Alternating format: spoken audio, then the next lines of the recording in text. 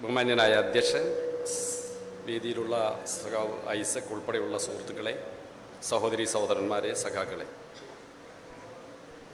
സഖാവ് ഡോക്ടർ ഐസക്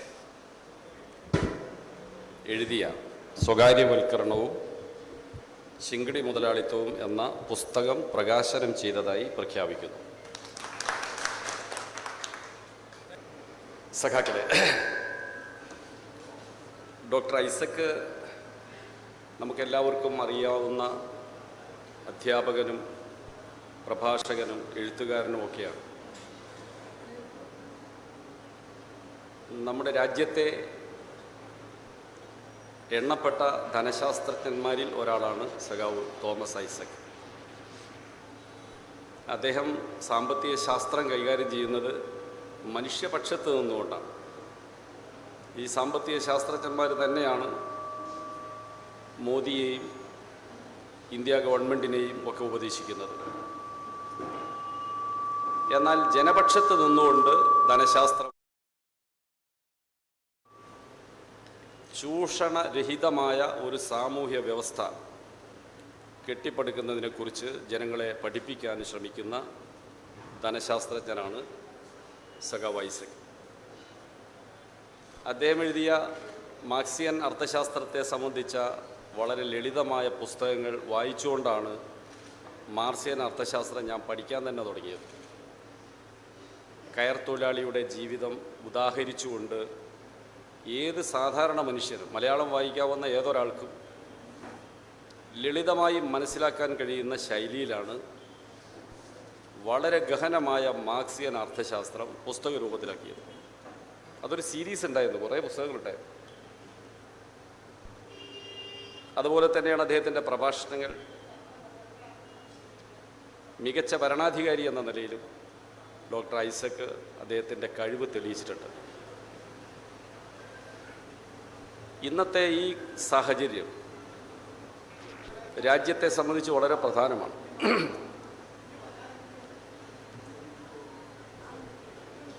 അവിടെ എന്തൊരു ബഹളം?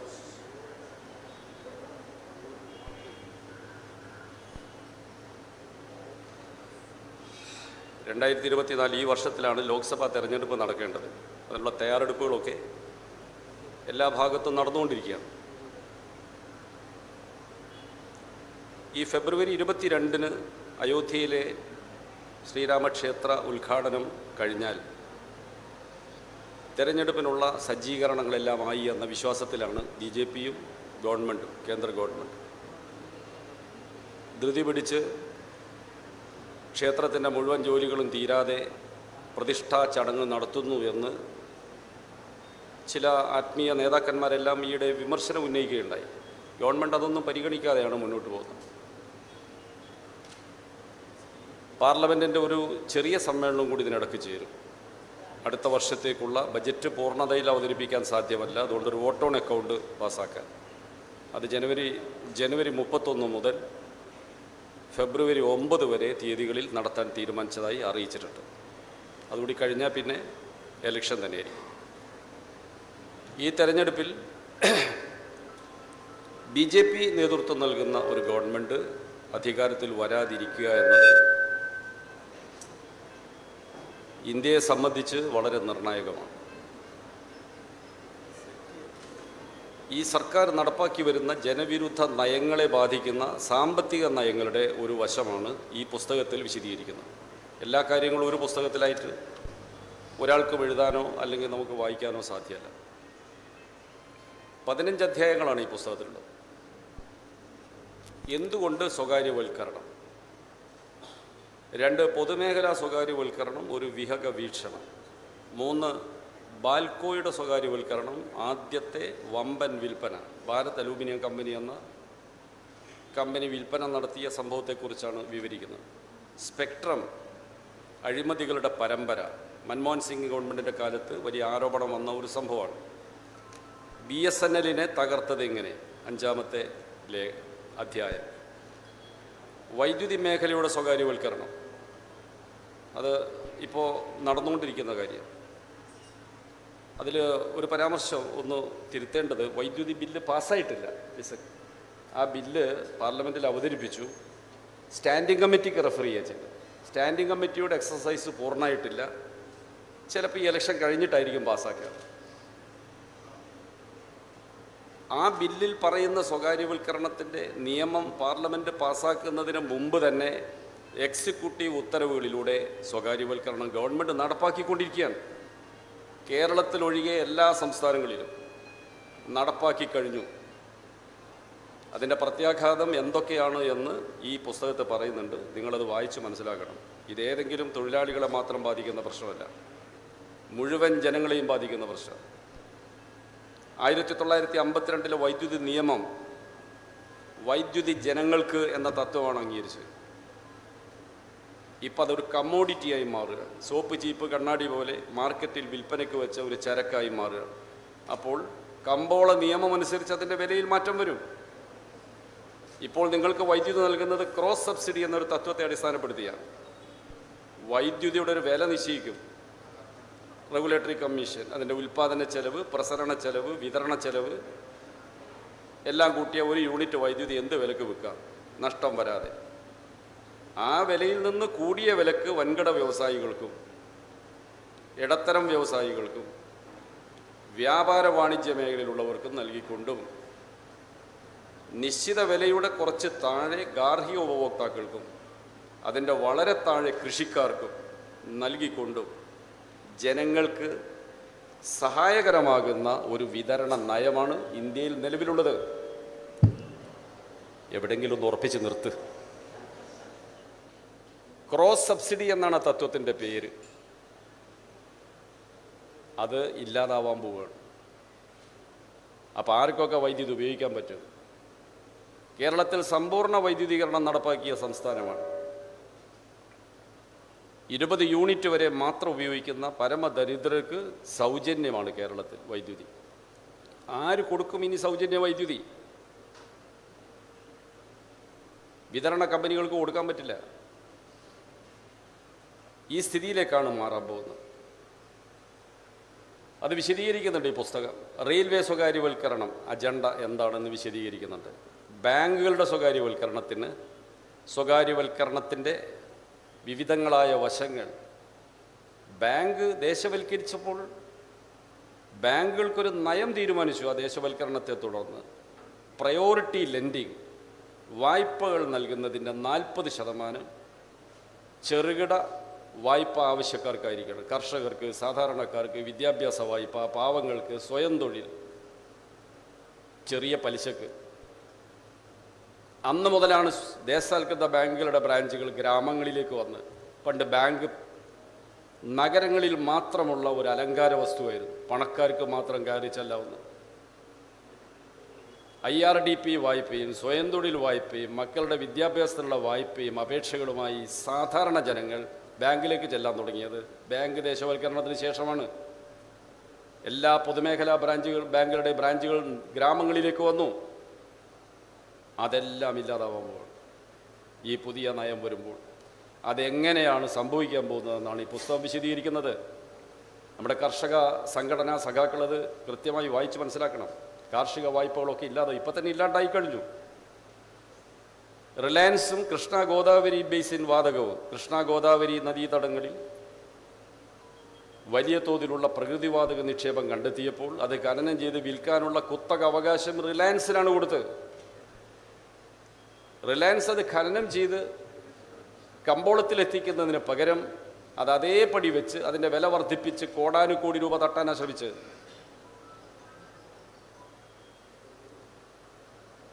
പെട്രോളിയം മിനിസ്ട്രി ഒരു യൂണിറ്റ് ഗ്യാസിന് നിശ്ചയിച്ച വിലയേക്കാൾ കൂടുതൽ വില കിട്ടിയാൽ മാത്രമേ ഖനനം നടത്തൂ എന്ന് റിലയൻസ് വാശി പിടിച്ചപ്പോൾ അന്ന് പെട്രോളിയം വകുപ്പ് മന്ത്രിയായിരുന്ന ജയ്പാൽ റെഡ്ഡി, UPA ഗവൺമെൻറ്റിലും പെട്രോളിയം മന്ത്രിയായിരുന്നു, ആന്ധ്രാപ്രദേശുകാരനാണ്, സംശുദ്ധനായ മനുഷ്യനായിരുന്നു. കാലിനൊരു ചെറിയ വൈകല്യമുള്ള ജയ്പാൽ റെഡ്ഡിയെ ചിത്രങ്ങൾ മരിച്ചുപോയി. ഇപ്പോൾ അദ്ദേഹം പറഞ്ഞു, സാധ്യമല്ല, താങ്കൾ ടെൻഡറിൽ പങ്കെടുത്ത് വാങ്ങിയതാണ്, ഇനി വർദ്ധിപ്പിക്കാൻ പറ്റില്ല.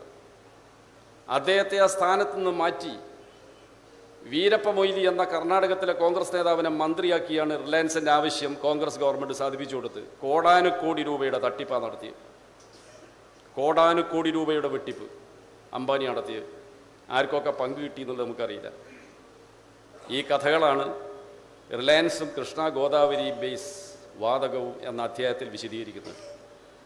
ഖനിക്കൊള്ള കർണാടകത്തിൽ റെഡ്ഡി സഹോദരന്മാർ നമ്മുടെ രാജ്യത്തിൻ്റെ സമ്പത്ത് എങ്ങനെയാണ് ഒരു പറ്റം ഖനന പ്രമാണിമാർ തട്ടിയെടുക്കുന്നതെന്ന് വിശദീകരിക്കുന്നതാണ്. 2021-22 വിറ്റവയും വിൽക്കാതെ പോയതുമായ പൊതുമേഖലാ സ്ഥാപനങ്ങൾ അതിൻ്റെ അവസ്ഥകളെക്കുറിച്ച് വിശദീകരിക്കുന്നുണ്ട്. പൊതുമേഖല മാത്രമല്ല, പൊതുസമ്പത്തും വിൽപ്പനകൾക്ക് അടുത്ത അധ്യായം 13-ാമത്തെ അധ്യായം. കഴിഞ്ഞ ബജറ്റിലാണ് NMP എന്നൊരു പുതിയ പദ്ധതി കേന്ദ്ര സർക്കാർ പ്രഖ്യാപിച്ചത്. നാഷണൽ മോണിറ്റൈസേഷൻ പൈപ്പ് ലൈൻ ഒരു പദ്ധതിയാണ്. ദേശീയ സമ്പത്ത് 40 വർഷത്തേക്ക് പാട്ടത്തിന് കൊടുക്കുക. ജവഹർലാൽ നെഹ്റു സ്റ്റേഡിയം ഡൽഹിയിലെ, നാഷണൽ ഹൈവേ റോഡുകൾ, എക്സ്പ്രസ് ഹൈവേകൾ, 7 തുറമുഖങ്ങൾ, 10 വിമാനത്താവളങ്ങൾ, 140 റെയിൽവേ സ്റ്റേഷനുകൾ, 450 ട്രെയിനുകൾ, BSNLൻ്റെ ടവറുകൾ, പവർ ഗ്രിഡ് കോർപ്പറേഷൻ്റെ പ്രസരണ ലൈനുകൾ, ഇതൊക്കെയാണ് പാട്ടത്തിന് കൊടുക്കാൻ പോകുന്നത്. എന്നിട്ട് അപ്ഫ്രണ്ടായ ഒരു തുക ഗവൺമെൻറ്റിന് അവർ കൊടുക്കണം. ഇതുപയോഗിച്ച് പണമുണ്ടാക്കാൻ അവർക്ക് സ്വാതന്ത്ര്യം കൊടുക്കുന്നു. എക്സ്പ്രസ് ഹൈവേ റോഡുകൾ പാട്ടത്തിനെടുത്തിട്ട് അവിടെ കപ്പകൃഷി നടത്താൻ പറ്റുമോ? ആ റോഡിൽ എത്ര ടോൾ ബൂത്തുകൾ സ്ഥാപിക്കണമെന്ന് വാങ്ങിയവൻ തീരുമാനിക്കും. ടോൾ ബൂത്തിലെ ടോൾ റേറ്റ് അവൻ തീരുമാനിക്കും. ഈ റോഡ് ഗവൺമെൻറ് ഉണ്ടാക്കിയതാ. അതിനുവേണ്ടി നികുതി കൊടുത്ത ഒരു സാധാരണ മനുഷ്യൻ ഒരു വാഹനത്തിൽ പോകുമ്പോൾ ഒന്നും അറിയാത്ത ഈ മുതലാളി അവനെ പിടിച്ചു നിർത്തി ടോൾ വാങ്ങും. എന്തൊരു അന്യായമാണ്, നിങ്ങൾ ആലോചിച്ച് നോക്കൂ. വലിയ പ്രക്ഷോഭം വന്നതുകൊണ്ട് പൂർണ്ണമായി ഇപ്പോൾ കൊടുത്തു കഴിഞ്ഞിട്ടില്ല. ഈ തെരഞ്ഞെടുപ്പ് കൂടി ജയിച്ചാൽ ഒരൊറ്റ എണ്ണം ബാക്കി വെച്ചേക്കില്ല, എല്ലാം മുതലാളിമാരുടെ കയ്യിലെത്തും. അതാണ് ഇതിൽ വിശദീകരിക്കുന്നത്. പിന്നെ 2022 വിൽക്കുകയും പൊതുമേഖല മാത്രമല്ല പൊതുസമ്പത്തും വിൽപ്പനയ്ക്ക്, അതാ ഞാൻ പറഞ്ഞു. ഹർഷത് മേത്തയുടെ പുനരവതാരങ്ങൾ. ഓഹരി കമ്പോളത്തിൽ വലിയ തട്ടിപ്പ് നടത്തിയ അവതാരത്തിൻ്റെ പേരാണ് ഹർഷത് മേത്ത. അതിൻ്റെ പുതിയ രൂപങ്ങൾ ഇപ്പോഴത്തെ കമ്പോളത്തിൽ സ്റ്റോക്ക് എക്സ്ചേഞ്ചുകളിൽ നടത്തുന്ന തിരിമറികളെ സംബന്ധിച്ചുള്ള വിശദാംശങ്ങളാണ് ആ ലേഖനത്തിലുള്ളത്. അദാനിയുടെ വളർച്ചയും തകർച്ചയും ഇതിൽ പറയുന്നുണ്ട്. അദാനി 2001 നരേന്ദ്രമോദി മുഖ്യമന്ത്രിയായി ഗുജറാത്തിൽ ചെല്ലുമ്പോൾ ഒരു ചെറിയ മുതലാളിയാണ്. 2002 ഗുജറാത്ത് കലാപം കഴിഞ്ഞപ്പോൾ മോദിക്ക് സാമൂഹ്യ ബഹിഷ്കരണം നേരിടേണ്ടി വന്നു. മോദി ആരും പരിപാടിക്ക് വിളിക്കില്ല. അമേരിക്കയിൽ യാത്ര തീരുമാനിച്ചിട്ട് അമേരിക്ക വിസ കൊടുത്തില്ല. പാശ്ചാത്യ രാജ്യങ്ങൾ മോദിയെ രാഷ്ട്രീയ നേതാവായിട്ട് അംഗീകരിച്ചില്ല. അങ്ങോട്ട് കടക്കാൻ പാടില്ല. ഒറ്റപ്പെട്ടു. ഗുജറാത്തിലെ വ്യാപാര വ്യവസായ സംഘടന ചേംബർ ഓഫ് കോമേഴ്സ് ഒരു പരിപാടിക്ക് മോദിയെ ക്ഷണിക്കേണ്ടെന്ന് തീരുമാനിച്ചു. അന്നത്തെ ഒരു അന്തരീക്ഷം അതായിരുന്നു. ആ കാലത്ത് മോദിക്ക് പബ്ലിക് പ്രോഗ്രാം അറേഞ്ച് ചെയ്തു കൊടുക്കാൻ ഈ ഗൗതം അദാനിയുടെ നേതൃത്വത്തിൽ ഒരു സമാന്തര കമ്മിറ്റി ഉണ്ടാക്കി, ചേംബർ ഓഫ് കോമേഴ്സ് എന്ന് പറഞ്ഞ മറ്റൊരു സംഘടന. എന്നിട്ട് അദ്ദേഹത്തിന് പരിപാടി കൊടുത്തു. അങ്ങനെ പതുക്കെ പതുക്കെ ഭ്രഷ്ടിൽ നിന്ന് മോദിയെ മോചിപ്പിച്ചു. അതിന് പ്രത്യുപകാരമായി ഗുജറാത്ത് സംസ്ഥാനത്തിലെ ഭരണം മോദിക്ക് കൈയയച്ച് സഹായങ്ങൾ കൊടുത്തു. അതിലേറ്റവും പ്രധാനപ്പെട്ടതാണ് മുന്ദ്ര പോർട്ട്.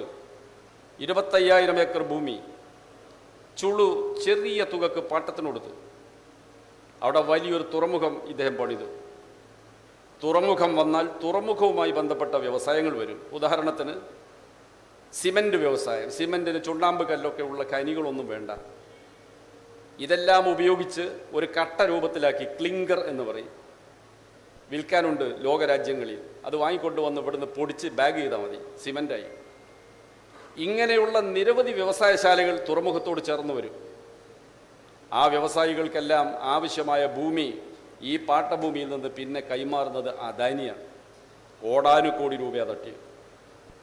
അങ്ങനെയാണ് അത് ലോകത്തിലെ രണ്ടാമത്തെ വ്യവസായി മുതലാളിയായി, രണ്ടാമത്തെയോ മൂന്നാമത്തെയോ വലിയ മുതലാളിയായി മാറിയത്. അതിൻ്റെയൊക്കെ ഉള്ളറ കഥകൾ ഈ അടുത്ത കാലത്ത് ഒരു അമേരിക്കൻ ഏജൻസി പുറത്തു കൊണ്ടുവന്നു. എന്ത് ചെയ്യാൻ? ഇതിനെക്കുറിച്ച് അന്വേഷിക്കേണ്ടത് സെബി എന്ന് പറയുന്ന കേന്ദ്ര സർക്കാരിൻ്റെ നേതൃത്വത്തിലുള്ളൊരു ഏജൻസിയാണ്. അവരന്വേഷണം നടത്തി കുറ്റവിമുക്തനാക്കിയ അദാനിയെ. അതിൻ്റെ അടിസ്ഥാനത്തിൽ ഇന്ത്യൻ സുപ്രീം കോടതി ഹിൻഡൻബർഗ് എന്ന് പറയുന്ന അമേരിക്കൻ ഏജൻസിയുടെ വിവാദപരമായ വെളിപ്പെടുത്തലുകൾ സംബന്ധിച്ച് കൊടുത്ത പരാതി തള്ളിക്കളഞ്ഞു. അദാനി കുറ്റവിമുക്തനായി. ഇതൊക്കെയാണ് നമ്മുടെ നാട്ടിലെ സ്ഥിതിഗതികൾ. അതിൻ്റെ വിവരങ്ങളാണ് ഈ അധ്യായത്തിൽ പറയുന്നത്. സ്വകാര്യവൽക്കരണവും ശിങ്കിടി മുതലാളിത്തവും, ക്രോണി ക്യാപിറ്റലിസം, എന്താണ് അതിൻ്റെ സ്വഭാവം, എങ്ങനെയാണ് അത് വളർന്നു വരുന്നത് എന്നതിനെക്കുറിച്ചുള്ള വിവരണമാണ് 16-ാമത്തെ അധ്യായത്തിൽ വിവരിച്ചിരിക്കുന്നത്. ഇത് വായിച്ച് പഠിക്കുന്നത് എല്ലാവർക്കും, രാഷ്ട്രീയ പ്രവർത്തകർക്ക്, സാമൂഹ്യ പ്രവർത്തകർക്ക് എല്ലാവർക്കും ഉപകാരപ്രദമാണ് എന്നാണ് എനിക്ക് നിങ്ങളോട് അഭ്യർത്ഥിക്കാനുള്ളത്. എല്ലാവരും ഓരോ കോപ്പി നിർബന്ധമായി വാങ്ങി വായിക്കണം എന്ന് എല്ലാവരോടും അഭ്യർത്ഥിക്കുകയാണ്. ഇനി ഞാൻ ഇതിൻ്റെ ഒരു പശ്ചാത്തലത്തെക്കുറിച്ച് കുറച്ച് സമയം സംസാരിക്കാനാണ് ഉദ്ദേശിക്കുന്നത്. ഐസക് എഴുതിയ ഈ സംഭവങ്ങളൊക്കെ ഉണ്ടാവാൻ ഇടയായ നവ ഉദാരവൽക്കരണ നയങ്ങളുടെ പശ്ചാത്തലം എന്താണ്? 1991 ആഗോളവൽക്കരണ ഉദാരവൽക്കരണ നയങ്ങൾ ആരംഭിച്ചത് എന്നാണ് നമ്മൾ പൊതുവിൽ എല്ലായിടത്തും പ്രസംഗിക്കുക, നരസിംഹറാവുവിൻ്റെ ഗവൺമെൻറ്.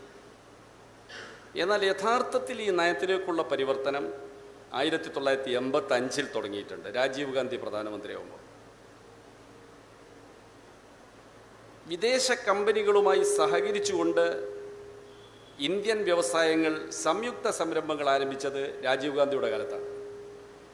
അതുവരെ കർശന വ്യവസ്ഥകളുടെ വ്യവസായ നയമാണ് ഇന്ത്യക്കുണ്ടായിരുന്നത്. വിദേശ മൂലധന നിക്ഷേപം നമ്മൾ അനുവദിച്ചിരുന്നില്ല. ധാരാളം സംയുക്ത സംരംഭങ്ങൾ ഇന്ത്യയിലേക്ക് വന്നത് രാജീവ് ഗാന്ധിയുടെ കാലത്താണ്.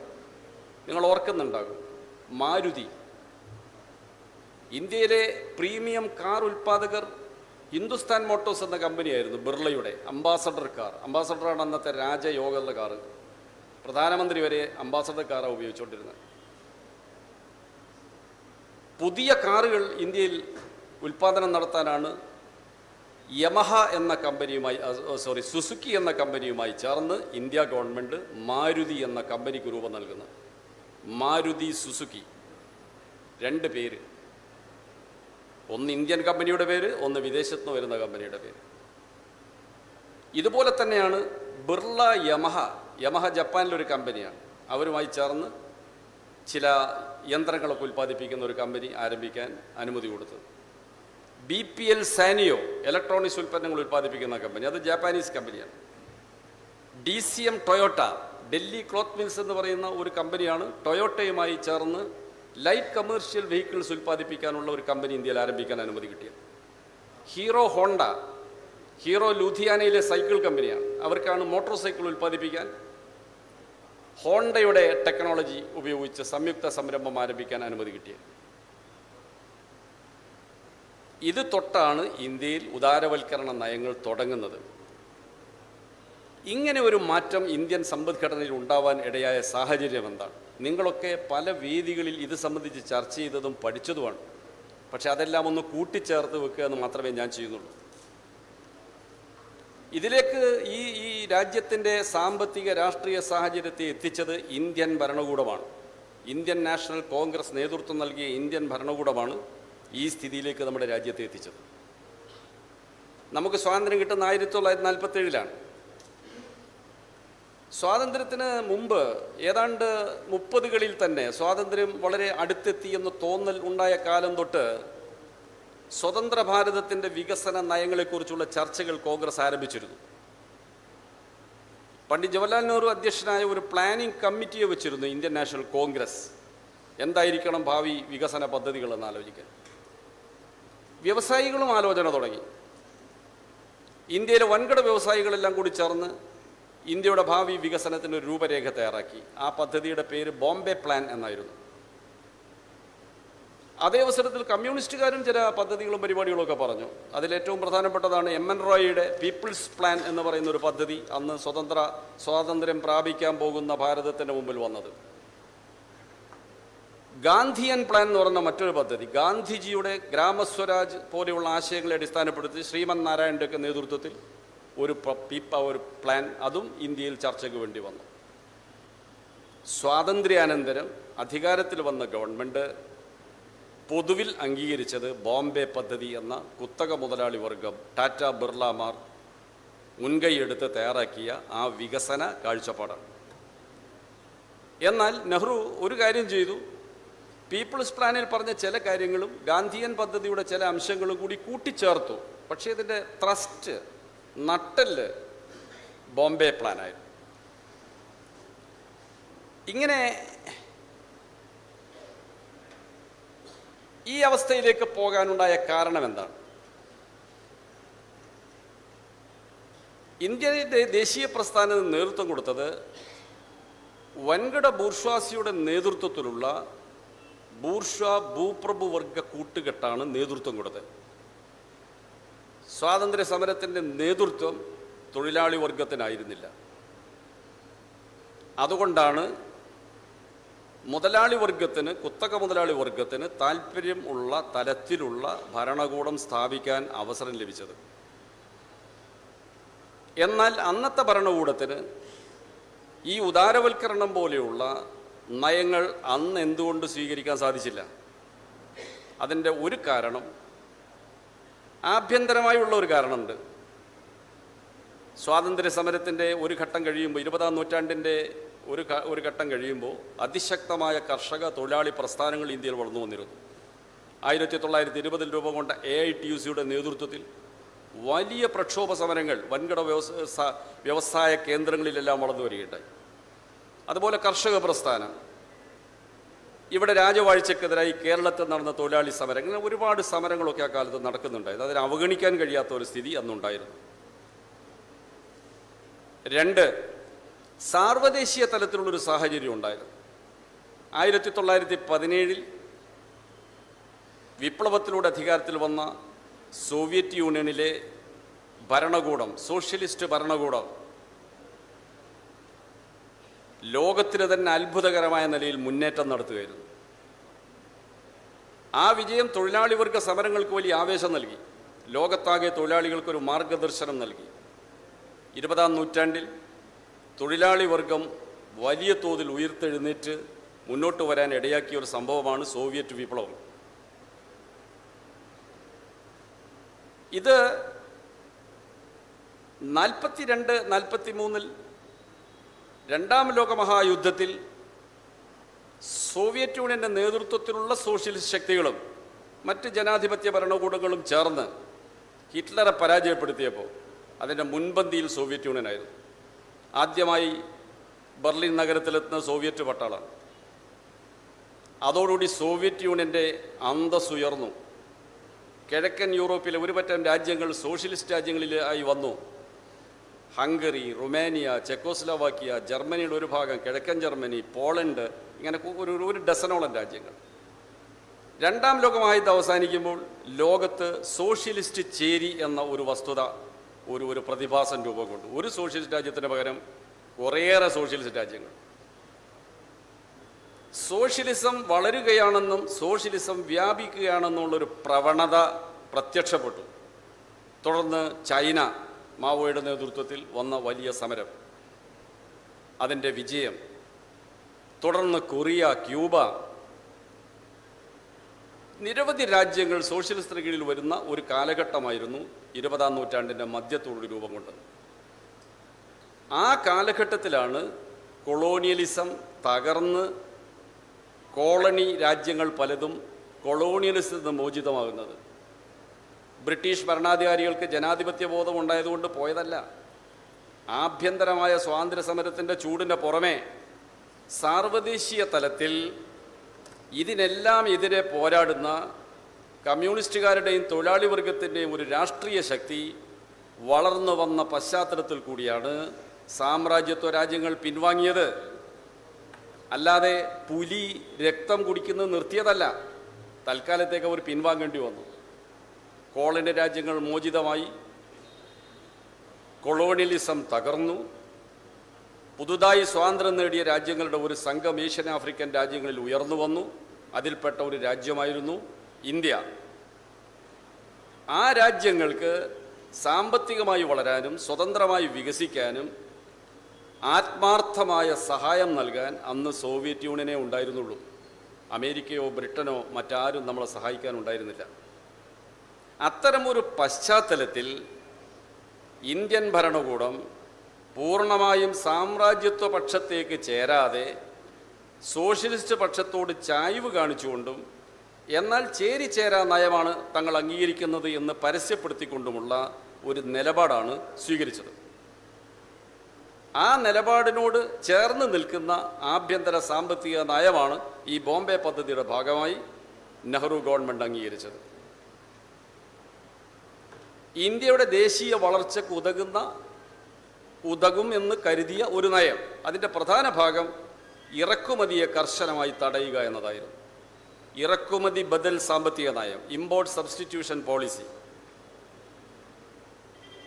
വ്യാവസായികമായും ശാസ്ത്രീയമായും വളരെ മുന്നോട്ട് പോയ യൂറോപ്യൻ ഉൽപ്പന്നങ്ങളോ അമേരിക്കൻ ഉൽപ്പന്നങ്ങളോ യഥേഷ്ടം ഇന്ത്യയിലേക്ക് വന്നാൽ ഇന്ത്യയിലെ പിന്നോക്കം നിൽക്കുന്ന സാങ്കേതിക വിദ്യ ഉപയോഗിച്ചുണ്ടാക്കുന്ന ഉൽപ്പന്നങ്ങൾ വാങ്ങാൻ ഇവിടെ ആരുണ്ടാവും?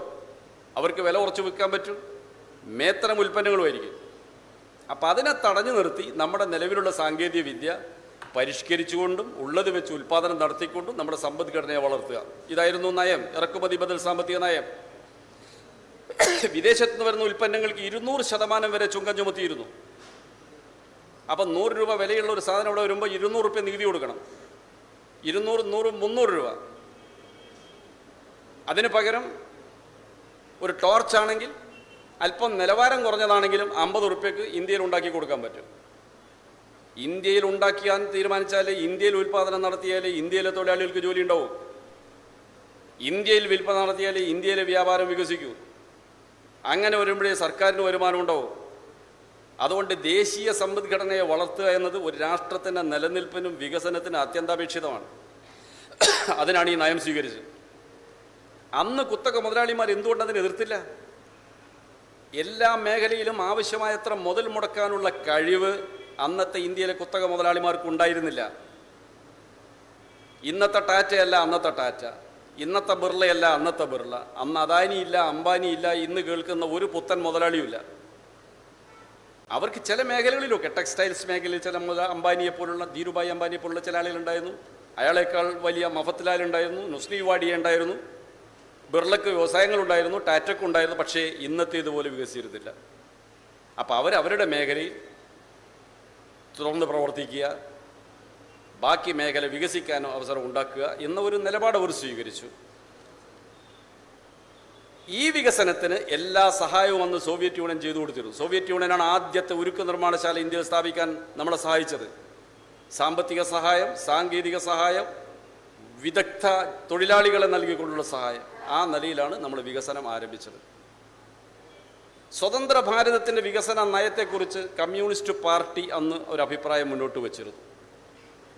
അതിലൊന്ന്, നാടുവാഴിത്ത ജന്മിത്ത വ്യവസ്ഥ അവസാനിപ്പിക്കണം, ഫ്യൂഡലിസം അവസാനിപ്പിക്കണം, കൃഷിക്കാരെ അടിമത്തത്തിൽ നിന്ന് മോചിപ്പിക്കണം, അവർ ഭൂമിയിൽ കൃഷി ചെയ്ത് കാർഷിക ഉൽപ്പന്നങ്ങൾ ഉൽപ്പാദിപ്പിക്കട്ടെ, സ്വതന്ത്രരായി കൃഷി ചെയ്യാൻ അവർക്ക് അനുവാദം കൊടുക്കുക. ആ ഉൽപ്പന്നങ്ങൾ ഇന്ത്യയിൽ പട്ടിണി കിടക്കുന്ന ജനങ്ങൾക്ക് ഭക്ഷ്യധാന്യങ്ങളായും മറ്റു വസ്തുക്കളായും വ്യവസായങ്ങൾക്കുള്ള അസംസ്കൃത വസ്തുക്കളായും മാറും. അവർ സ്വതന്ത്ര കമ്പോളത്തിൽ വിൽപ്പന നടത്തുമ്പോൾ അവർക്ക് വരുമാനം കിട്ടും.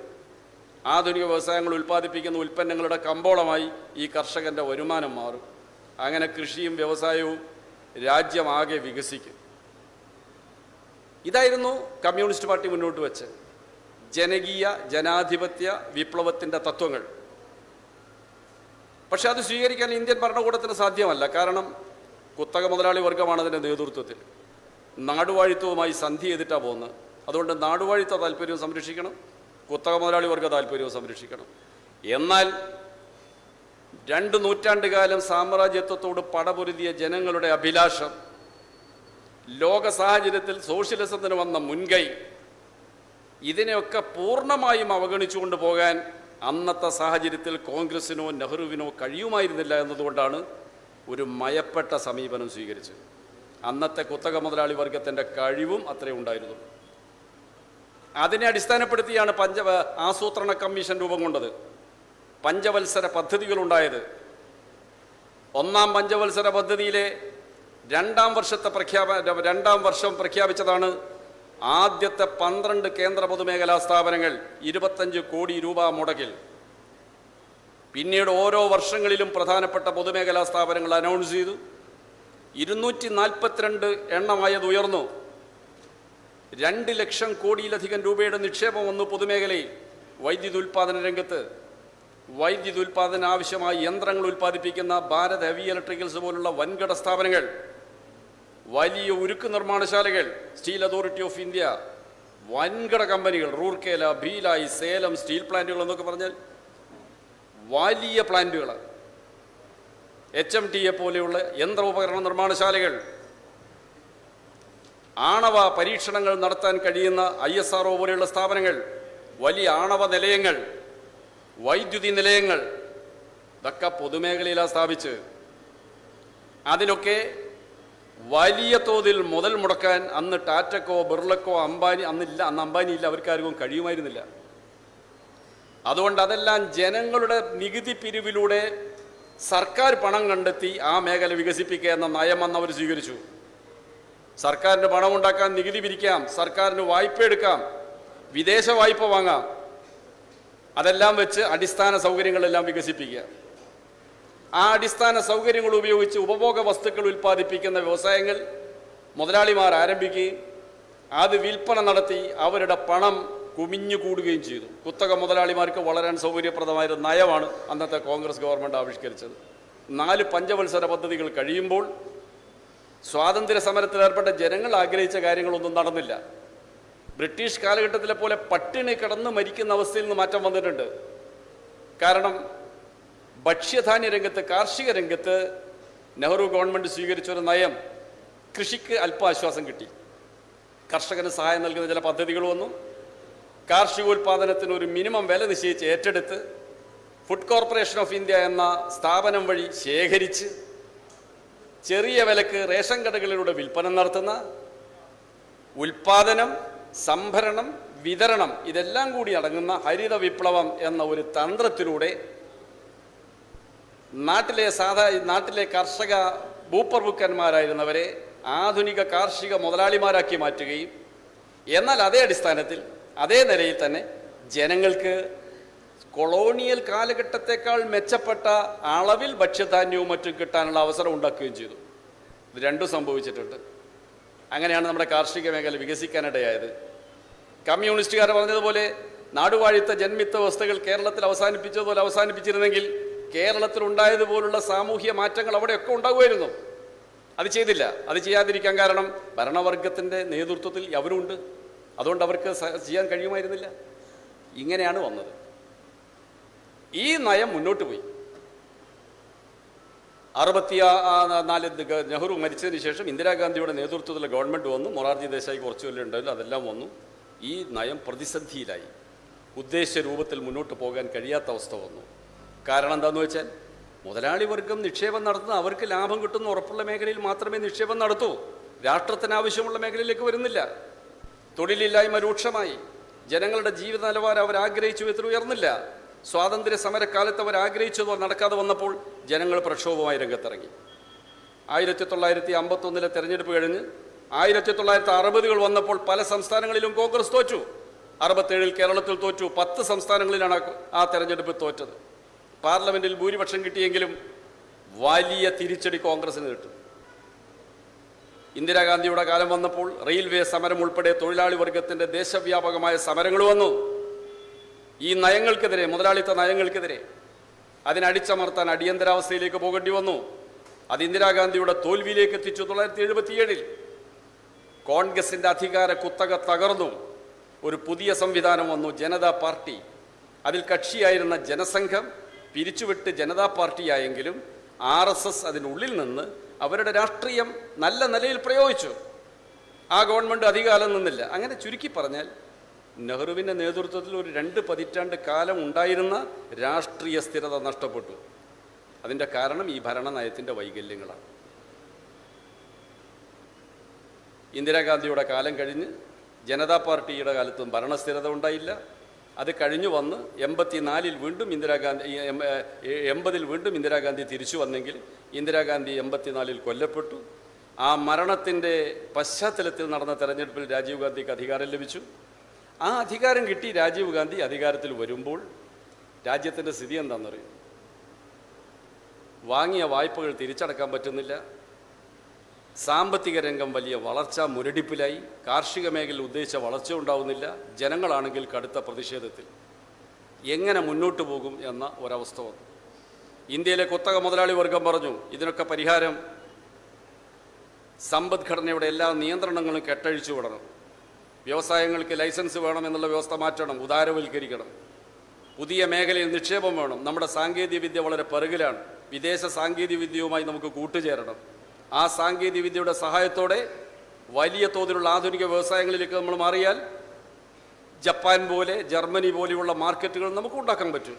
അങ്ങനെയൊക്കെയുള്ള വാദഗതികൾ ഉന്നയിച്ച് നിലവിലുണ്ടായിരുന്ന ഇറക്കുമതി ബദൽ സാമ്പത്തിക നയത്തിൽ നിന്ന് 1947 രാഷ്ട്രീയ പശ്ചാത്തലത്തിന് അടിസ്ഥാനമായി രൂപീകരിച്ച സാമ്പത്തിക നയങ്ങളിൽ നിന്ന് മാറ്റം വരുത്താൻ ഇന്ത്യ ഗവൺമെൻറ്റിൻ്റെ മേൽ സമ്മർദ്ദം ചെലുത്തി.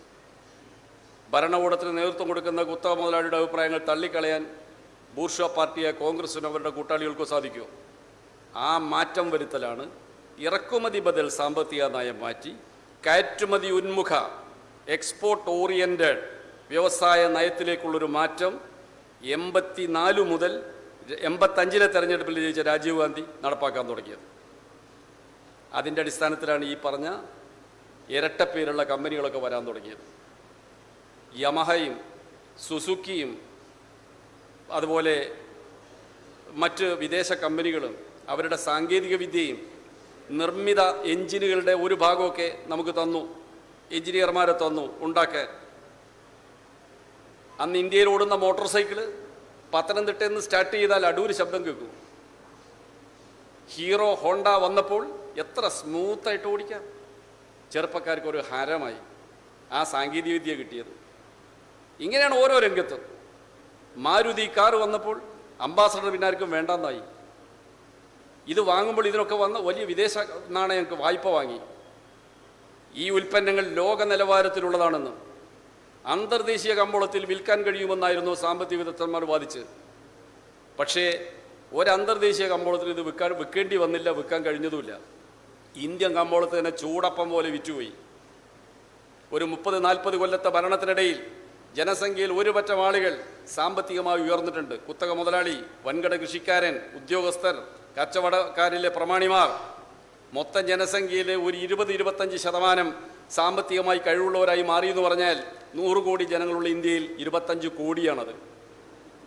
80 കോടി ജനങ്ങളുണ്ടായിരുന്ന കാലത്താണെങ്കിൽ അത് 20 കോടിയാണ്. അമേരിക്കയിലെ അന്നത്തെ ജനസംഖ്യ 18 കോടിയൊറ്റാണ്, ഇപ്പോൾ 26 കോടി. ബ്രിട്ടനിലെ മൊത്തം ജനസംഖ്യ 6 കോടി.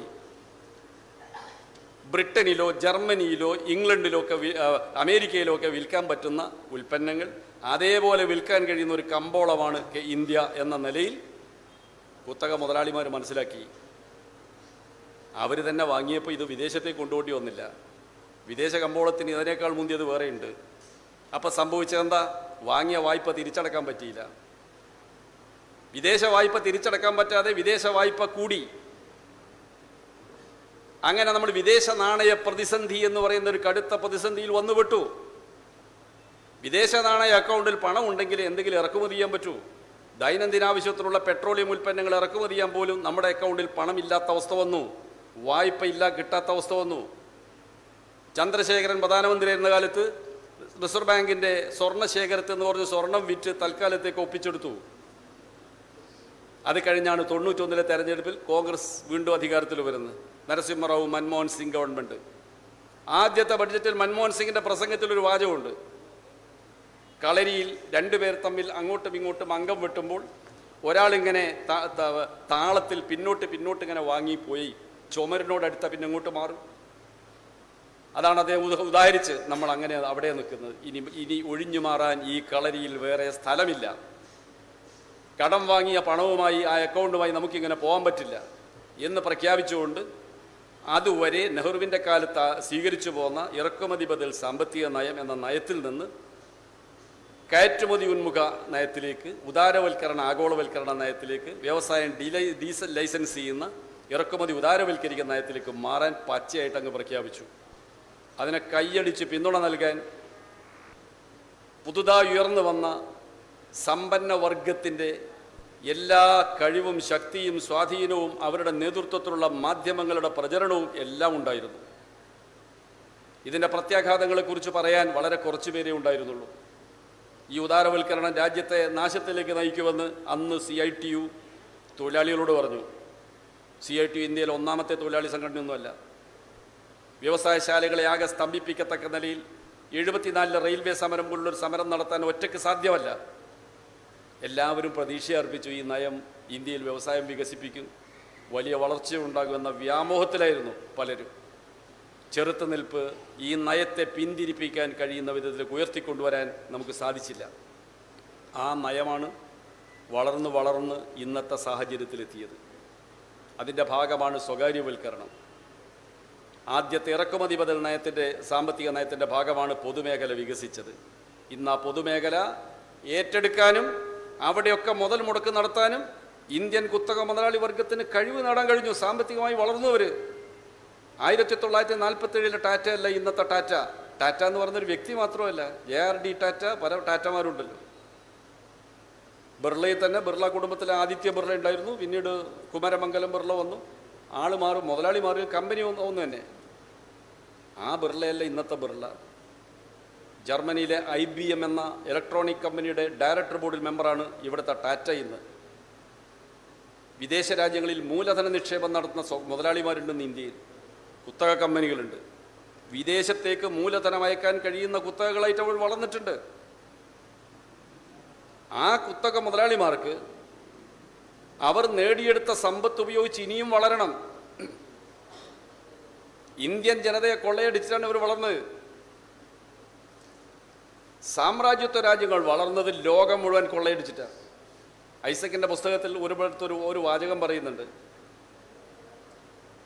ആദിമ മൂലധന സഞ്ചയം, പ്രിമിറ്റീവ് അക്യൂമുലേഷൻ ഓഫ് ക്യാപിറ്റൽ എന്ന നയ തത്വമാണ് ഇപ്പോഴത്തെ മുതലാളി വർഗം നടത്തുന്നത്. എന്താ അതിൻ്റെ അർത്ഥം? വ്യവസായ വിപ്ലവത്തിലേക്ക് വന്ന കാലത്ത് ആധുനിക വ്യവസായ മുതലാളിത്തം വളർന്നത് ലോകം മുഴുവൻ കൊള്ളയടിച്ചിട്ടാണ്.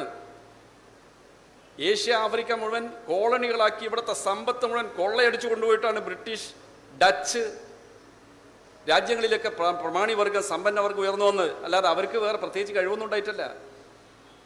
ആഫ്രിക്കൻ വൻകരയിലെ കറുത്ത മനുഷ്യരെ കെണി വെച്ച് പിടിച്ച് ആയിരക്കണക്കിന് കപ്പലുകളിലിട്ട് കെണി വെച്ച് പിടിച്ചുകൊണ്ടുപോയിട്ടാണ് തോട്ടങ്ങളിലും ഖനികളിലും പണിയെടുപ്പിച്ച് അമേരിക്കയും ബ്രിട്ടനുമൊക്കെ സമ്പത്തുണ്ടാക്കിയത്. ആ ജോലി എടുപ്പിക്കൽ ഇവർ ചത്തുപോയാൽ പോലെ അവർക്കൊരു സങ്കടം ഉണ്ടായിരുന്നില്ല. ചത്ത പകരം ഒരു 10 എണ്ണത്തിനെ കൊണ്ടുവരും. 18 മണിക്കൂറൊക്കെ ജോലി ചെയ്യിച്ചിരുന്നു ചാട്ടവാറടിപ്പിച്ചുകൊണ്ട്. അതിനെയാണ് മാർക്സ് വിശേഷിപ്പിച്ചത് ആദിമ മൂലധന സഞ്ചയം. ഓരോ നാണയത്തിൻ്റെയും ഓരോ പുറത്ത് ചോരയും ചലവും നിറഞ്ഞ അതിൽ കുതിർന്നാണ് ഓരോ നാണയവും പറക്കുന്നതെന്ന് മാർക്സിൻ്റെ മൂലധനം എന്ന പുസ്തകത്തിലും കമ്മ്യൂണിസ്റ്റ് മാനിഫെസ്റ്റോയിലും ഒക്കെ മനോഹരമായി വിശദീകരിച്ചിട്ടുണ്ട്. എങ്ങനെയാണ് ഈ ആധുനിക മുതലാളി വർഗം ഈ സമ്പത്തെല്ലാം വാരിക്കൂട്ടിയതെന്ന്. അതിനെയാണ് ആദിമ മൂലധന സഞ്ചയം എന്ന് പറഞ്ഞത്. അതിന് സമാനമായ വിധത്തിലുള്ള മൂലധനം ആർജിച്ചെടുക്കലാണ് ഇന്ന് കുത്തക മുതലാളിത്തം ഇന്ത്യയിലും ലോകത്തും ചെയ്തുകൊണ്ടിരിക്കുന്നത്. ഇനിയൊരു ലോക പശ്ചാത്തലം എന്താ? ലോകത്ത് മുതലാളിത്തം വിപുലമായ നിലയിൽ വളർന്ന് വ്യവസായ വിപ്ലവത്തിലൂടെ വമ്പിച്ച നേട്ടമുണ്ടാക്കി ലോകം മുഴുവൻ കീഴടക്കുന്ന ശക്തികളായി. അങ്ങനെ പോയ കാലത്താണ് മുതലാളിത്തത്തിന് വലിയ പ്രയാസങ്ങളും പ്രശ്നങ്ങളുമൊക്കെ നേരിടേണ്ടി വന്നത്. തൊഴിലില്ലായ്മയും ജീവിത പ്രയാസങ്ങളും നേരിട്ട ജനങ്ങൾ അവർക്കെതിരായി സമരങ്ങളും പ്രക്ഷോഭങ്ങളുമായി പല ഭാഗത്ത് ഉയർന്നു വന്നതും സാമ്പത്തിക പ്രതിസന്ധി ഉണ്ടായതും. അതിലേറ്റവും ദുർബലമായ ഒരു സ്ഥലത്താണ് റഷ്യയിൽ തൊഴിലാളി വർഗം ആദ്യ അധികാരം പിടിച്ചെടുത്തത്. അതിനെ പെട്ടെന്ന് പൊളിക്കാൻ കഴിഞ്ഞില്ല എന്ന് മാത്രമല്ല, ലോകത്തിന് അത്ഭുതമായി സോവിയറ്റ് യൂണിയൻ എന്ന രാജ്യം വളർന്നു. അത് മുതലാളിത്തത്തെ വല്ലാതെ നൊമ്പരപ്പെടുത്തി. നൂറ്റാണ്ടുകളുടെ വളർച്ച നേടിയ ബ്രിട്ടനോ അല്ലെങ്കിൽ അമേരിക്കക്കോ നേടാൻ കഴിയാത്ത നേട്ടങ്ങളാണ് ചുരുങ്ങിയ കാലം കൊണ്ട് ലെനിൻ്റെ നേതൃത്വത്തിലും സോഷ്യലിസ്റ്റ് നേതൃത്വത്തിലും സോവിയറ്റ് യൂണിയൻ നേടിയത്. ആദ്യത്തെ ബഹിരാകാശ സഞ്ചാരി സോവിയറ്റ് യൂണിയൻ എന്നാ പോയത്, ഗഗാറിൻ. അന്ന് അമേരിക്കൻ പ്രസിഡന്റ് അമേരിക്കൻ പാർലമെന്റിന് മുമ്പിൽ തല കുനിച്ച് നിന്ന് 10 കൊല്ലത്തിനുള്ളിൽ അമേരിക്കയും ഒരു മനുഷ്യനെ ബഹിരാകാശത്തേക്ക് അയക്കുമെന്ന് പറയാൻ മാത്രമേ കഴിഞ്ഞുള്ളൂ. അതിലപ്പുറമൊന്നും ചെയ്യാൻ പറ്റില്ല. ആ വലിയ നേട്ടം സോവിയറ്റ് യൂണിയൻ നേടിയത് ലോകത്തെ മുഴുവൻ ആകർഷിച്ചു. അവിടുത്തെ ജനങ്ങളുടെ ജീവിത സാഹചര്യം മാറി. മഹാകവി രവീന്ദ്രനാഥ് ടാഗോർ സോവിയറ്റ് യൂണിയൻ സന്ദർശിച്ചെഴുതിയ കാര്യങ്ങൾ ഞാൻ എൻ്റെ കണ്ണുകൊണ്ട് നേരിട്ട് കണ്ടിട്ടില്ലായിരുന്നു എങ്കിൽ എന്താ പറയുക, അന്ധതയുടെ, വിദ്യാഭ്യാസമില്ലായ്മയുടെ അന്ധതയിൽ നിന്നൊരു ജനതയെ എങ്ങനെയാണ് ഈ രാഷ്ട്രം കൈപിടിച്ചുയർത്തിയത് എന്ന് നേരിട്ട് കണ്ടിട്ടില്ലായിരുന്നെങ്കിൽ ഞാൻ വിശ്വസിക്കുമായിരുന്നില്ല. ഇതൊക്കെ ലോകം മുഴുവൻ കണ്ടു. മുതലാളിത്ത വിരുദ്ധ സമരങ്ങൾ എരമ്പിക്കയറി ലോകം മുഴുവൻ. അപ്പോഴാണ് മുതലാളിത്ത പ്രതിസന്ധിക്ക് പരിഹാരമായി ഒരു സാമ്പത്തിക വിദഗ്ധൻ മുന്നോട്ട് വന്ന്, മെയ്നാൾഡ് കെയ്ൻസ് എന്ന് പറയുന്ന ഒരു സാമ്പത്തിക വിദഗ്ധൻ. അദ്ദേഹം മുതലാളിത്തത്തോട് പറഞ്ഞു, ഇങ്ങനെ പോയാൽ നിങ്ങൾ തകരും, ഉണ്ടാകുന്ന മുഴുവൻ സമ്പത്ത് നിങ്ങളുടേതാക്കി മാറ്റിവെക്കുന്നതിന് പകരം അതിൻ്റെ ഒരു ഭാഗം അധ്വാനിക്കുന്നവർക്ക് വീതിച്ചു കൊടുക്കണം. വെൽഫെയർ സ്റ്റേറ്റ് എന്ന് പറയുന്ന ഒരു പുതിയ സങ്കല്പം, ക്ഷേമരാഷ്ട്രങ്ങൾ, ലാഭത്തിൻ്റെ ഒരു പങ്ക് ജനങ്ങൾക്ക് പങ്കിട്ട് കൊടുക്കുക, അവർക്ക് ബോണസായി കൂലി വർധനവായി കൊടുക്കുക. അപ്പോൾ അവർ നന്നായി ജീവിക്കുമല്ലോ. അപ്പോൾ അവരുടെ സമര തീക്ഷ്ണതയിൽ കുറവ് വരും, മുതലാളിത്ത വ്യവസ്ഥ നിലനിൽക്കും, അല്ലെങ്കിൽ ഈ വ്യവസ്ഥ തന്നെ ഇല്ലാതായി പോകും. അങ്ങനെയാണ് ലോകത്ത് തൊഴിൽ നിയമങ്ങൾ ഉണ്ടാകുന്നത്, ക്ഷേമരാഷ്ട്രങ്ങൾ എന്ന സങ്കല്പം ഉണ്ടാകുന്നത്, ജനാധിപത്യം അനുവദിക്കപ്പെടുന്നത്. എല്ലാം ഈ കെയ്ൻസിൻ്റെ സംഭാവനയാണ്. അതില്ലെങ്കിൽ മുതലാളിത്തം നേരത്തെ തകരുമായിരുന്നു.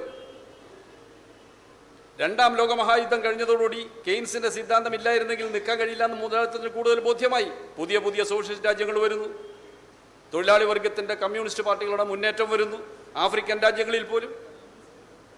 എന്നാൽ 1990 സാഹചര്യം മാറി. സോവിയറ്റ് യൂണിയൻ തകർന്നു, യൂറോപ്പിലെ സോഷ്യലിസ്റ്റ് രാജ്യങ്ങളെല്ലാം തിരിച്ചുപോയി. സോഷ്യലിസം ഇനി മുന്നോട്ട് വരാൻ പോകുന്നില്ല, ഇത് അന്ത്യമാണ് എന്ന് ലോകം മുഴുവൻ മുതലാളിത്ത സൈദ്ധാന്തികന്മാർ വിളിച്ചു കൂവാൻ തുടങ്ങി. ഫുക്കുയാമ എന്ന് പറയുന്ന ഒരു സൈദ്ധാന്തികൻ, ഫ്രഞ്ച് ജപ്പാനീസ് വംശജനാണ്, അമേരിക്കൻ പൗരത്വം സ്വീകരിച്ച ഒരു സൈദ്ധാന്തികനാണ്. ഇത് ചരിത്രത്തിൻ്റെ അന്ത്യമാണെന്നൊരു പുസ്തകം എഴുതി. End of the history. കമ്മ്യൂണിസവും സോഷ്യലിസവും ഒക്കെ അവസാനിച്ചിരിക്കുന്നു, എല്ലാം അവസാനിച്ചിരിക്കുന്നു. ഇനി ഉദാര മുതലാളിത്തം മാത്രമാണ് ബാക്കി നിൽക്കുന്നത് എന്നാണ് അദ്ദേഹം സിദ്ധാന്തിച്ചത്. അങ്ങനെയുള്ള സിദ്ധാന്തക്കാർ വന്നു. ആ പശ്ചാത്തലത്തിൽ കമ്മ്യൂണിസ്റ്റുകാരും തൊഴിലാളി വർഗ പ്രസ്ഥാനങ്ങളും എങ്ങനെയാണ് അതിനെ നേരിട്ടതെന്ന് നിങ്ങളൊന്ന് ആലോചിച്ച് നോക്കൂ. നമ്മൾ എങ്ങനെയാണ് നേരിട്ട്? ആ പശ്ചാത്തലത്തോട് കിട്ടി ഇന്ത്യയിലെ മുതലാളിത്തത്തിന്.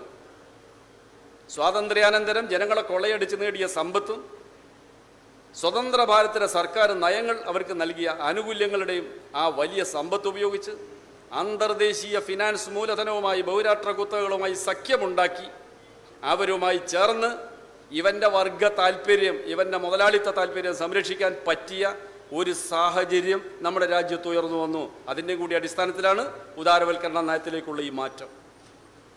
ഈ ഉദാരവൽക്കരണം നിങ്ങൾക്ക് ജീവിതത്തിൽ ഒന്നും നൽകില്ല, സുരക്ഷിതമായൊരു ജീവിതം നൽകില്ല, തൊഴിൽ നൽകില്ല, ജീവിതത്തിലെ പ്രത്യാശ മുഴുവൻ നഷ്ടപ്പെടും. ഇത് വെറും സാമ്പത്തിക നയം മാത്രമല്ല, ഇതിൻ്റെ ഒരു ആശയ ലോകമുണ്ട്. ആശയ ലോകത്ത് സ്വാധീനം ചെലുത്തുന്നത് ഈ ഉദാരവൽക്കൃത മുതലാളിത്തത്തിൻ്റെ ആശയങ്ങളാണ്. ആശയങ്ങൾ പ്രചരിപ്പിക്കാൻ നിരവധി ഉപാധികളുണ്ട്, ടെലിവിഷനുകളുണ്ട്, മറ്റ് സോഷ്യൽ മീഡിയ ഉണ്ട്, പ്രിൻ്റ് മീഡിയ ഉണ്ട്. അതൊക്കെ വെച്ചുകൊണ്ടാണ് അവരുടെ സ്വാധീനം. സിനിമകൾ, നാടകങ്ങൾ, കലാരൂപങ്ങൾ എല്ലാം ആ വർഗത്തെ, അവരുടെ ആശയങ്ങൾ ജനങ്ങളിൽ എത്തിക്കാനുള്ളതാണ്. സിനിമ, ലോകത്തിലെ ഏറ്റവും വലിയ സിനിമ ഹോളിവുഡ് സിനിമകളാണ്. ആര് പറഞ്ഞു? അവർ തന്നെ പറഞ്ഞു. അപ്പുറം ആര് പറയാൻ? സിൽവസ്റ്റർ സ്റ്റാലോൺ എന്ന് പറയുന്ന ഒരു ഹോളിവുഡ് നടനുണ്ട്, ചെറുപ്പക്കാർക്ക് ഒരു ഹരമാണ്. അദ്ദേഹം ഒറ്റക്കാണ് വിയറ്റ്നാമിൽ പോയി വിയറ്റ്നാമീസ് സൈന്യത്തെ നേരിടുന്നത്. ഫസ്റ്റ് ബ്ലഡ് എന്നാണ് ആ സിനിമയുടെ പേര്. അമേരിക്കൻ രക്തത്തിൻ്റെ മഹത്വം ലോകത്തെ മുഴുവൻ ബോധ്യപ്പെടുത്തുക, അടിച്ചേൽപ്പിക്കുക. ഇങ്ങനെയാണ് ഓരോ ആശയവും വരുന്നത്. മുതലാളിത്ത ആശയങ്ങൾ ലോകത്തിന് മുഴുവൻ ആശയങ്ങളായിട്ട് വരിക. വാലന്റൈൻസ് ഡേ അതൊരു വലിയ പ്രചാരം സിദ്ധിച്ചു വന്നപ്പോൾ അതിൻ്റെ ഭാഗമായി ഗ്രീറ്റിംഗ് കാർഡുകൾ അടിച്ചാൽ ഒരു വ്യവസായമായി മാറി. ഒരാശയം ഒരു വ്യവസായവൽക്കൃത ഉൽപ്പന്നമായി എങ്ങനെ മാറ്റുന്നു? നമുക്ക് പണ്ടൊരു ഷർട്ട് വേണമെങ്കിൽ മാർക്കറ്റിൽ പോയി ഒരു 2 മീറ്റർ തുണി വാങ്ങിച്ച് ഒരു തയ്യൽക്കാരൻ്റെ അടുത്ത് പോയി അളവ് കൊടുത്ത് അദ്ദേഹം തുന്നിത്തരണം. അതിന് പകരം ഇന്ന് റെഡിമെയ്ഡ് ഷോപ്പുകളിൽ ചെന്നാൽ ആർക്കും പറ്റിയ ഷർട്ടുകളുണ്ട്. കുറച്ച് ലൂസായ ഷർട്ടാണ് ഫാഷൻ എന്ന് തീരുമാനിക്കാൻ നല്ലൊരു സിനിമ നടനെ കൊണ്ട് ഷർട്ട് ഇടിച്ചാൽ മതി, പരസ്യം കൊടുത്താൽ മതി. പിന്നെ നമുക്കെല്ലാം ഫാഷനായി. ആൺകുട്ടികൾക്കും പെൺകുട്ടികൾക്കും ഒരേ ഷർട്ട് മതി, ഒരേ പാൻറ് മതി. മാർക്കറ്റിനനുസൃതമായി നമ്മുടെ ആശയങ്ങളെ മാറ്റാൻ ഈ മുതലാളിത്തത്തിനും പുതിയ സംവിധാനത്തിനും കഴിയുന്നു. അതിനോടാണ് നമ്മൾ ഏറ്റുമുട്ടുന്നത്. അതിനോട് ഏറ്റുമുട്ടുമ്പോൾ അവരെ പോലെ തന്നെ നമ്മളും ആയുധമണിയണം. എങ്കിലേ ഈ ഏറ്റുമുട്ടൽ നമുക്ക് ജയിക്കാൻ സാധിക്കൂ. ഈ ആശയത്തെ നേരിടാൻ നമ്മുടെ ആശയം ഏറ്റവും മികച്ചതാണ് എന്ന് വിശ്വസിച്ചാൽ മാത്രം പോരാ. അത് ശരിയാണെങ്കിലും മികച്ചതാണ് എന്നതുകൊണ്ട് മാത്രം ജയിക്കില്ല. അതിനെതിരെ പോരാടാനുള്ള കരുക്കളെ തയ്യാറാക്കണം. ജനങ്ങളെ അണിനിരത്താൻ കഴിയണം. അധ്വാനിക്കുന്ന വർഗത്തെ അണിനിരത്താൻ കഴിയണം.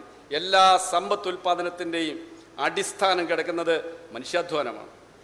ആ മനുഷ്യാധ്വാനം കുടികൊള്ളുന്നത് മനുഷ്യനിലാണ്. ആ അധ്വാനം ചെലവഴിക്കുന്നവനാണ് അധ്വാനിക്കുന്നവൻ. അവൻ്റെ വർഗ സംഘടനകൾ ശക്തിപ്പെടുത്തിക്കൊണ്ട് ഈ നയത്തെ നേരിടാൻ ഒറ്റക്കെട്ടായി അണിനിരത്താൻ കഴിഞ്ഞാൽ മാത്രമേ നമുക്കിതിനെ തടയാൻ പറ്റൂ. അത് നമ്മളെക്കാൾ നന്നായി മുതലാളി വർഗത്തിനറിയാം. അതുകൊണ്ട് അവരെ ഭിന്നിപ്പിക്കാൻ മതം, ജാതി, സംസ്കാരം, പ്രാദേശികത എല്ലാം അവരുപയോഗിക്കും. അതിൻ്റെ അടിസ്ഥാനത്തിലുള്ള പ്രചാരവേലകൾ നടത്തും. അതാണ് ഇപ്പോൾ ശ്രീരാമക്ഷേത്രത്തിൻ്റെ പ്രശ്നം വരുന്നത്. ലോകത്ത് മതനിരപേക്ഷത രാഷ്ട്രീയമുണ്ടായിരുന്ന അറബ് ലോകത്ത് അമേരിക്ക ഇടപെട്ട് അട്ടിമറി നടത്തിയതിന് ശേഷമാണ് അവിടെയെല്ലാം ഇസ്ലാമിക തീവ്രത വളർന്നത്. 1930-40 ശേഷം, പിന്നീട് രണ്ടാം ലോക മഹായുദ്ധ സോവിയറ്റ് യൂണിയൻ്റെ വിജയത്തിന് ശേഷം പ്രത്യേകിച്ചും അറബ് ലോകത്തൊരു മതനിരപേക്ഷ രാഷ്ട്രീയത്തിൻ്റെ മുന്നേറ്റമുണ്ടായിരുന്നു. അതിൻ്റെ നേതാവായിരുന്നു ഈജിപ്തിലെ അബ്ദുൽ നാസർ. അതിനു മുമ്പൊക്കെ രാജഭരണങ്ങളായിരുന്നു. രാജഭരണങ്ങളെല്ലാം ജനങ്ങൾ നിഷ്കാസിതരാക്കി. ഇറാഖിൽ ബാത്ത് പാർട്ടി, കമ്മ്യൂണിസ്റ്റ് പാർട്ടി സുശക്തമായിരുന്നു. ഇറാഖിൽ, ഈജിപ്തിൽ കമ്മ്യൂണിസ്റ്റ് പാർട്ടി ഉണ്ടായിരുന്നു. പലസ്തീനിൽ കമ്മ്യൂണിസ്റ്റ് പാർട്ടി ഉണ്ടായിരുന്നു. അങ്ങനെ വലിയ മുന്നേറ്റം വന്നു. എങ്ങനെയാണ് സാമ്രാജ്യത്വം അത് തകർത്തതെന്ന് നിങ്ങൾക്കറിയാം. ഇന്നത്തെ പലസ്തീൻ പ്രശ്നങ്ങൾ ഉൾപ്പെടെ സാമ്രാജ്യത്വത്തിന് പശ്ചിമേഷ്യയിൽ ഒരു കണ്ണുണ്ടായിരുന്നു. ഒന്ന്, പശ്ചിമേഷ്യയിൽ എണ്ണ സമ്പത്ത് കണ്ടെത്തി. Iraq, Iran, Saudi Arabia, Qatar ഇവിടെയെല്ലാം വൻതോതിലുള്ള എണ്ണ സമ്പത്തുണ്ടെന്ന് കണ്ടെത്തി. അമേരിക്കൻ കമ്പനികൾ, ബ്രിട്ടീഷ് കമ്പനികൾ വന്നതിനെ ഖനനം ചെയ്യാൻ അവിടുത്തെ ഭരണാധികാരികളെ കൂട്ടുപിടിച്ച് ശ്രമം ആരംഭിച്ചു. അത് നിലനിൽക്കണമെങ്കിൽ പാവ സർക്കാരുകൾ വേണമെന്ന് അവർക്ക് തോന്നി. അങ്ങനെ ഓരോ രാജ്യത്തും അട്ടിമറികൾ അവർ തന്നെ നേതൃത്വം കൊടുത്ത് മതനിരപേക്ഷ ശക്തികളെ തുരത്തി. ഈജിപ്തിൻ്റെ മണ്ണിലാണ് സൂയസ് കനാൽ പണിതത്. യൂറോപ്പിൽ നിന്ന് ഏഷ്യയിലേക്കുള്ളൊരു സുരക്ഷിതമായ പാത എളുപ്പത്തിലെത്താം. ഇന്ത്യയിലേക്ക്, ഏഷ്യൻ രാജ്യങ്ങളിലെ ബ്രിട്ടീഷ് ആധിപത്യം നിലനിർത്താൻ കൂടി വേണ്ടിയായിരുന്നു ആ പാത വെട്ടി തുറന്ന്. അബ്ദുൽ നാസറിൻ്റെ നേതൃത്വത്തിലുള്ള ഗവൺമെൻറ് വന്നപ്പോൾ ഈ പാശ്ചാത്യ ലോകവുമായി പിണങ്ങി സൂയസ് കനാൽ ഈജിപ്റ്റ് ദേശവൽക്കരിച്ചു. ഈജിപ്തിനെതിരായി യുദ്ധം പ്രഖ്യാപിച്ചു. ബ്രിട്ടനും ഫ്രാൻസും കൂടി ചേർന്നിട്ട് ഈ കനാൽ ഉണ്ടാക്കി. ഇസ്രായേലിൻ്റെ സൈന്യം ഏതാണ്ട് ഈ സൂയസ് കനാലിൻ്റെ 50 കിലോമീറ്റർ അടുത്ത് വരെ എത്തിയിരുന്നു. സോവിയറ്റ് യൂണിയൻ പറഞ്ഞു, ഇനി മുന്നോട്ട് വന്നാൽ പാരീസും ലണ്ടനും ഞങ്ങൾ ചുട്ടുകരിക്കുമെന്ന്. അന്ന് സോവിയറ്റ് യൂണിയൻ ഉണ്ടായിരുന്നു. സോവിയറ്റ് യൂണിയൻ്റെ ഇടപെടൽ വന്നപ്പോൾ അവർ തിരിച്ചുപോയി. അമേരിക്കക്കാണെങ്കിൽ ഇടപെടാൻ കഴിയില്ല. കൊറിയൻ യുദ്ധത്തിൽ കുടുങ്ങിക്കിടക്കുകയായിരുന്നു. പക്ഷേ അധികകാലം ഈജിപ്തിൽ നാസറിന് നിൽക്കാൻ പറ്റിയില്ല. നാസറിനെ അട്ടിമറിച്ചു അമേരിക്കൻ സാമ്രാജ്യത്വം. പകരം വന്നയാൾ ഒരു മതമൗലികവാദിയായി. ഓരോ രാജ്യത്തും അതൊക്കെയാണ് സംഭവിച്ചു. ഇന്നത്തെ ഇസ്രായേൽ പ്രശ്നം നോക്കിയാൽ ഇതാണ് സാമ്രാജ്യത്വം. ആ സാമ്രാജ്യത്വ നേതൃത്വത്തിലാണ് ഇന്ത്യയിലെ ഭരണകൂടത്തിൻ്റെ എല്ലാ നയങ്ങളും പോകുന്നത്. അതിനെയാണ് നമ്മൾ നേരിടുന്നത് എന്ന ബോധ്യം എല്ലാവർക്കും ഉണ്ടാവണം. എന്നാലും ഈ ജനങ്ങളുടെ ശക്തി ചെറുതല്ല. ജനകീയ ശക്തി, അതിനെ ഏകോപിപ്പിക്കുക എന്നുള്ളതാണ് പ്രധാനം. അതിനുള്ള ശ്രമങ്ങളാണ് നമ്മൾ നടത്തേണ്ടത്.